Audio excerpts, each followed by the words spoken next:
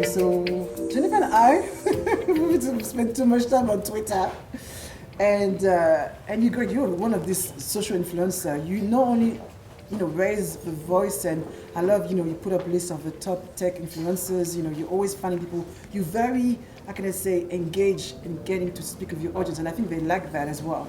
And I love as well the element, and I always talk about vulnerability and not being afraid to say that this is who I am, and being unapologetic about what you do and what you go through. So tell us about who you are, Jennifer. Sure. So my name is Jennifer Opal. I'm a DevOps engineer with the Head of Sign team at Dropbox. I'm also a neurodiversity and inclusion advocate.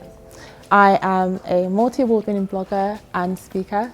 I got into tech in March 2019. That was my first job role as a junior software engineer, and discovered coding in 2017. Wow. So tell us about your journey, navigating through neurodiversity, but also being a woman in tech. Well, how is that different? Because being a black woman is hard, but having to do it as well with all the challenges, how do you cope that? It's difficult. I think that as a black woman in tech, I'm having to explain what it means to be black. What is blackness? How does that look like? How you navigate this space, how people speak to you and approach you. But then on top of that, I'm having to explain how my brain works. So I'm dyslexic, I have dyspraxia as well, and I also have ADHD. And I was diagnosed as an adult. So being a black woman in technology is difficult, but I also having to deal with other challenges such as neurodiversity adds another layer. How do you have to deal with that? Tell us about that journey.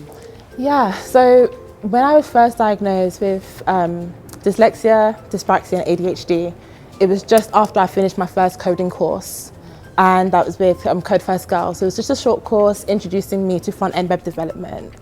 And when I was discovered that I was neurodivergent and getting that diagnosis, it definitely put a knock in my confidence. I wasn't sure I didn't know what to do with that information. I didn't know how to navigate my life in my space, and I didn't code for a while.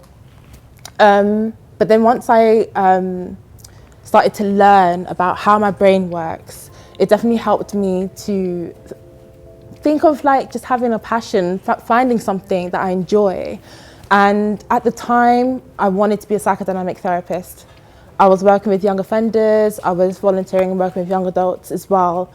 But I'm such a creative soul. And I think that's something that's so amazing about blackness and just about being black, is that we're so creative.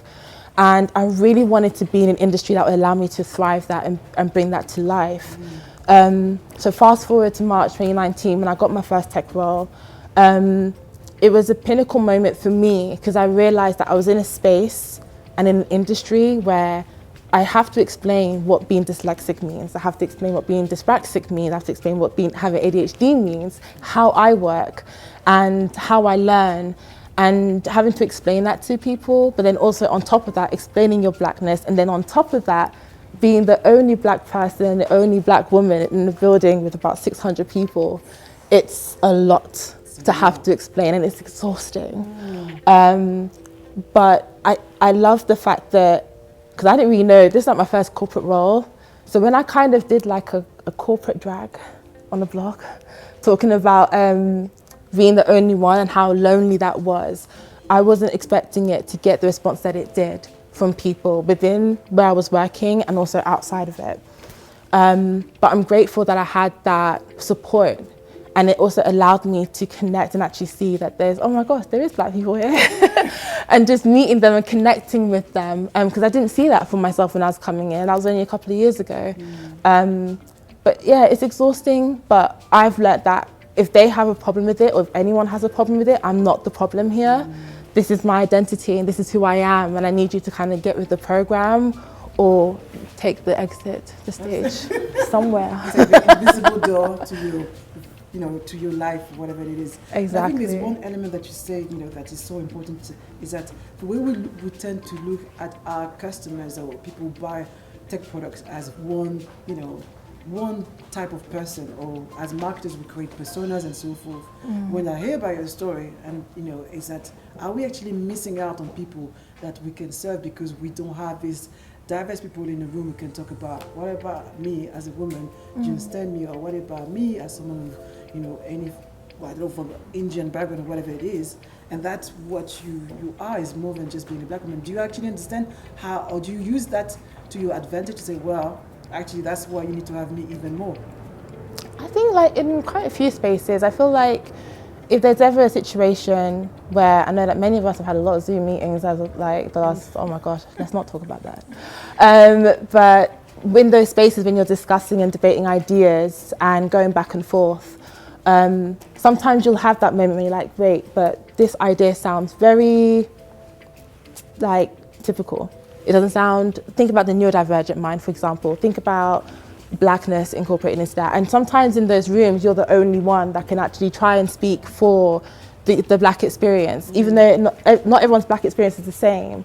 But you do try your hardest to kind of put that idea out there and allow them to challenge themselves and think about, oh, wait, I never thought of that before. I love that. I love that I get to do that sometimes, and being in those spaces and just saying, hey, but I understand this idea is great. However, from a black perspective, from a neurodivergent perspective, what about this? Have you thought about accessibility? I use a screen reader. I can't read black and white text. So what about when you do presentations? Do you use like standard white background? Have you thought about how would I read that? You know, those little things, it makes a difference, not just for myself, so that I can learn and be able to engage in these meetings, but also be able to help other people, not just within the company that I'm working for, but also in terms of external events, when we're inviting people to come in and engage and learn about us. We have to think about everything. Inclusion isn't just about race, it isn't just about, it's about so many things. And we have to make sure we have that conversation and allow that conversation to take place. 100%, 100%. One thing that I did is that when I was hard work, because there was so many great stories, and I really was thinking in terms of who, women who come from different backgrounds, who have different type of stories, and one of your stories stood out.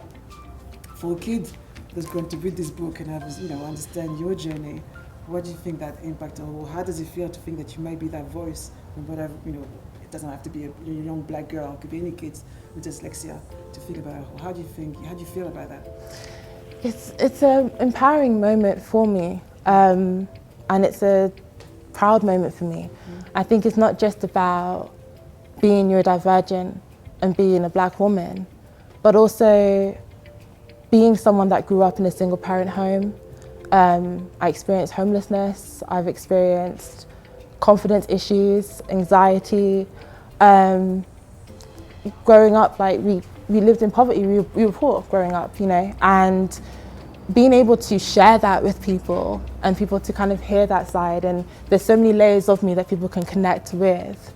And I just hope that it just inspires one person to kind of think about, hey, that she came from here, she started here, and she's there.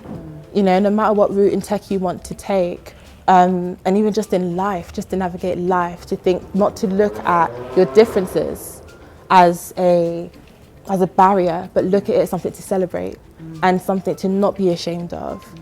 So I do intentionally do that. And what's so important and special to me about this book and about the story is that around the time when I was writing this story, I was still learning a bit more about myself. And even in the book, I quoted and described myself as a cis-het woman. And when I read back on that, I was like, I know that's not me. I know that. And I recently came out as a queer woman. And I hope that when people do read that story, that they understand that life, no matter whether it be career, whether it be in skills, everything's a journey. You're going to learn so much about yourself. But don't be ashamed of who you are. Absolutely not. Can we just give it a round? Thank you. Don't want to clap it for myself. I have one last question to ask you, and that's my favorite question. When you think about your legacy, how do you want to be remembered? I'd like to be remembered as someone that was unapologetic about who she was, about and about the challenges that she has. And I hope that through the challenges that I had, it still helps people to see that you have no idea how your stories and your voices, just like the book itself, how it can inspire people and who's listening and who's reading, because it can really touch someone. And I hope that people can see that as someone that was unapologetically themselves, I have no problem in like dragging someone like in the corporate space in a very nice LinkedIn way. Yes, we know that. And just call it out, always call out those behaviors. And I'm someone that loves to do that. You know, I like to do that because I think it's important to hold people accountable. But yeah, just be unapologetic. Yes. Yeah. Thank you so much. It was great. Thank you. That was great.